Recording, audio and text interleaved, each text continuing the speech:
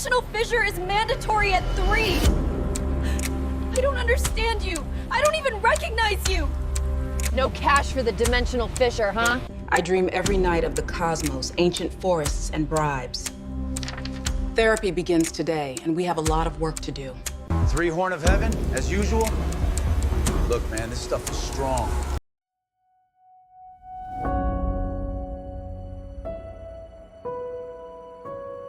This macrocosmos stuff, maybe it's too much.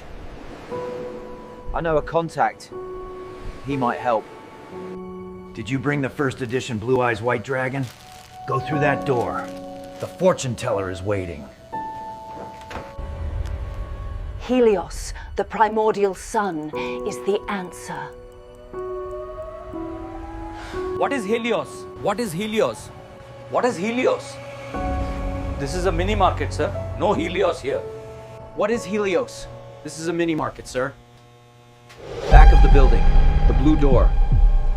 So, you finally found us. Play it at your own risk.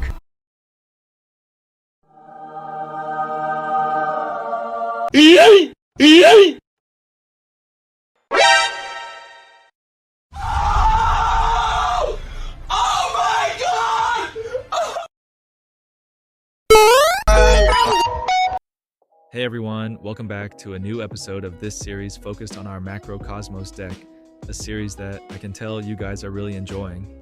We're building this deck together, step by step, and even though it's currently off meta, the goal is to make it climb the dueling book ladder, maybe even reach rank 1 one day. Now before we start, I want to ask, are you enjoying this Netflix-style intro series I've been making? Honestly, I've been having a lot of fun creating it, even if it takes a bit of extra time. Let me know what you think, if it makes sense to keep doing it or not. Alright, back to the deck. I've made a few updates based on your feedback from the last video.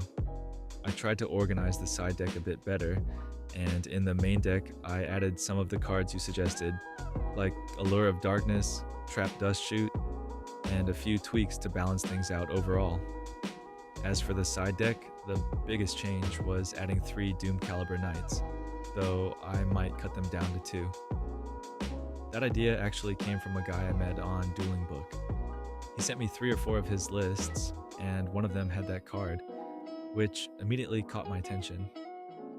Unfortunately, I couldn't reply because his messages were not set to offline. So, if you ever want to reach out, the best way is through Discord or email. You'll find all my contacts in the video description. Alright, but let's talk about the real star of this video, Helios. Someone actually suggested this card in the comments of the first episode, even though it's a card I already had in mind when I first built the deck. I just never really had the courage to include it. Now, I'll be honest, I actually like this card, even though I haven't had the chance to fully test it yet. And the main reason is simple. I haven't played that many games lately. Between making videos and, real life stuff outside of Yu-Gi-Oh, I just didn't have much time to grind. Still, as you can see, here's the current win rate of the deck, which honestly isn't bad at all. Especially considering that, like I mentioned in the last video, most of the matches I lost were against weird, completely off-meta decks, the kind that just don't care about our main strategy, which is removing the graveyard. Now, Helios is kind of like the Gen X controller of this deck. Obviously, drawing it is a straight -1. You'll never really use it for its attack, and most of the time it just sits there. But since we only play 1 copy, it's acceptable. Because on the flip side, if drawing it is a -1 every time you activate Macrocosmos, it's instantly a +1. The real advantage isn't the monster itself, but the flexibility it gives you in several situations. For example, when you open with Macrocosmos and Horn of Heaven, which actually happens quite often, and you don't have DD Survivor or Scout Plane, summoning Helios instantly gives you a monster on board. That's not a small thing. Being able to activate Macrocosmos in standby phase and already have Horn of Heaven alive. Another common scenario is when you have Macrocosmos and Caius. At that point, Helios gives you an immediate tribute target, which again isn't trivial. Sometimes you're stuck with Caius and no way to summon it. The only downside here is that you might need to wait a bit before activating Macrocosmos. Otherwise, Helios might just get destroyed right away. But since we're playing multiple copies of Macrocosmos and Dimensional Fissure, you can often set things up so you can activate it safely on your own turn. Overall, Helios ends up being a small but consistent +1. It can block an attack, and as we know, the most important thing with this deck is simply to survive as long as possible. Because in the late game, once you start stalling, your advantage snowballs hard, and you usually end up winning. In my tests, the only mistake I really made was I kept siding it out. I drew it a few times, and yeah, it sucks to draw it. There's no way around that. But there were several games where I caught myself thinking, if only I had kept Helios in, this turn would have been so much better. Especially in games 2 and 3, where I started with Macrocosmos, Horn of Heaven, and other setup cards, but no Helios because I had sided it out. So, to wrap it up, I'd say Helios is a good card for now. Definitely worth keeping. We'll see over time if it proves to be a staple one of, kind of like Gen X Controller or Shine Ball. It's the kind of card you never really want to draw. But when you don't draw it, you know your main engine is performing at its best. Alright, going back to the deck, like I said, I made a few changes even though I'm still unsure about some of them. Allure of Darkness is definitely approved. I really like it. Obviously, Banishing Scout Plane is an instant +1, and many times it helped me fix hands that were complete bricks. So yeah, approved. Brain Control was another great addition you guys suggested. Absolutely powerful. It literally won me more than one game. With Cyber Valley, it's just too good, and with Caius, it's amazing. I also reduced Horn of Heaven to 2 copies, although, honestly, now that I've added Helios, I'm tempted to bring it back to 3. It's still one of the strongest trap cards in the entire deck. I tried to make the draw engine a bit faster by adding the 2 Yada. I can't really tell yet if they're good or not, but they definitely help speed things up and increase the chances of seeing Dimensional Fissure or Macrocosmos early on. As for the side deck, like I said, Doom Caliber Knight really caught my attention. I've always seen it as a decent card, not exactly top tier in this meta, but in this deck it's different. One of the main issues with Doom Caliber in general is that it often triggers on something random like Dandelion or any monster your opponent wants in the graveyard. But since this deck banishes almost everything, Doom Caliber becomes way stronger here. I especially like it when going second. When I go first, I usually don't side it in. It's more useful to deal with annoying cards like Raikou or Hamster. The general idea is to have a monster that's solid on its own, that doesn't rely on any setup and gives you a free negation. Since the whole deck is already built around denying as much as possible, having a built-in monster negation just fits perfectly, and that's pretty much it for the deck list. Another important topic I really want to talk about, and that a lot of you have been asking me about, is the idea of adding different kinds of engines to the deck. Things like the Deep Sea Diva engine, emergency teleport with Krebons, and so on. Now, let me start from something I already mentioned in the previous video, which I think is a really key point. One of the most common things that happens when you start playing an off-meta deck is that as soon as you begin losing too many games, you naturally start looking for ways to improve it. And that usually leads to trying different engines, often ones that work well in other decks. For example, something like the Deep Sea Diva engine. It lets you make a free synchro, which sounds great on paper. But the problem is that it can quickly turn into a chain reaction. You start by adding the Deep Sea Diva package, you test it, and it works.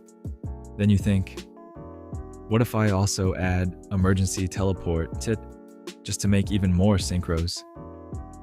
And suddenly, to make space for all these new cards, you start cutting things like Forest or Scout Plane, maybe even a few traps. And before you know it, the deck starts turning into something completely different. At that point, it doesn't really feel like a macro Cosmos deck anymore. It becomes something else entirely. So what I want to make clear is this. This deck will never really be Tier 1 or Tier 2. No matter how much we tweak it, there are some fundamental weaknesses we just can't fix. For example, if you don't see Macrocosmos or Dimensional Fissure early, most of the time you lose. And that's something top meta decks simply don't suffer from. So the real goal of this series isn't to prove that Macrocosmos is meta in Edison format. It's about taking an off-meta deck and trying to push it as far as we can together to see how strong we can make it. Especially a deck like this, which was never really explored much. In my opinion, that means there's still a lot of room for innovation. Maybe we can make it good enough to bring to a local tournament. Maybe not a win the event kind of deck, but still a solid, competitive, fun pick. Now with that said, I'm not ignoring your suggestions. Not at all. I just want to add them with some logic behind it. For example, regarding the Deep Sea Diva engine, I was thinking it could actually be interesting to test it. Maybe play something like 2 Deep Sea Diva and 1 Gilman in the main deck, just to have early synchro access. Or maybe keep them in the side deck. 3 Deep Sea Diva and 1 Gilman, so you can side them in for games 2 and 3. That could be useful in matchups where people side in cards like Dust Tornado or Royal Decree, which make Macrocosmos much harder to keep on the field. In those cases, having a more flexible plan that doesn't rely entirely on Macrocosmos might actually work better. That's something I'd like to try out in the next episode. Implement it, test it, and see how it performs. And of course, as always, if you have more ideas or suggestions, I read all of your comments, seriously, because many of you come up with really solid stuff. So we'll see what interesting things we can build from there. I really wanted to record a full match with commentary, just like I did in the previous coaching style videos, but I realized it would have taken me way too much time. So between one thing and another, I decided to finish this video earlier instead, so I could upload it sooner. Still, I'm leaving you with 2 matches to watch, and I'd really like to hear your thoughts, especially about the first one. That first match was against Vayu Turbo, a meta deck. And as I've said before, these kinds of matchups are usually good for me, unlike most off-meta decks. It's actually the same match you saw at the beginning of the video. And I'm pointing it out because after I lost that game, I really felt like I could have played it better. Like I had the chance to win it and just didn't make the right calls. So it's definitely a match worth reviewing. There are a few key moments I'd like to look at again. I haven't rewatched it yet, but I still remember it clearly. So I'm putting it here, and while you watch it, I'll be rewatching it too. Let me know in the comments if you would have played it differently, if there was a way to win by taking another line of play. Because the funny part is, there was this one moment where I knew how the game was going to end. I could just feel it. And yet, I kept playing the same way anyway. And of course, it ended exactly how I thought it would. Kinda ironic, right? But that's the key point. The second match is a bit more fun. It's against Dragon Turbo, and it ended in a way I'd almost call epic. Not crazy epic, but definitely unusual and really cool. I won in a very unexpected way. So yeah, that's it for today's video. As always, thank you so much for watching. If you're enjoying the series, don't forget to leave a like. And if you're not subscribed yet, make sure to do that too, because it really helps motivate me to keep this series going. And with that said, I'll see you in the next one.